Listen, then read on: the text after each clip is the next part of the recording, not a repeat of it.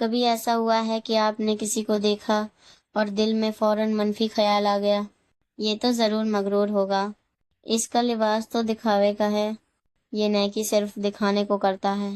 لیکن رکیں، کیا آپ جانتے ہیں کہ یہ سوچ بھی گناہ ہو سکتی ہے؟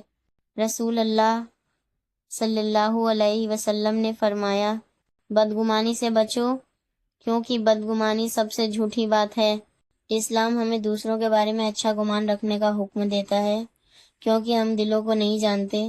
شاید جسے ہم ریاکار سمجھ رہے ہیں وہ اللہ کا ولی ہو، شاید جسے ہم مغرور کہتے ہیں وہ کسی آزمائش سے گزر رہا ہو۔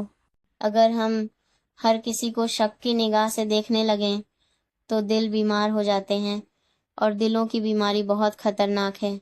حسن اے جنہ رکھنے والا شخص نہ صرف دوسروں کو سکون دیتا ہے بلکہ خود بھی ایک پرامن زندگی گزارتا ہے۔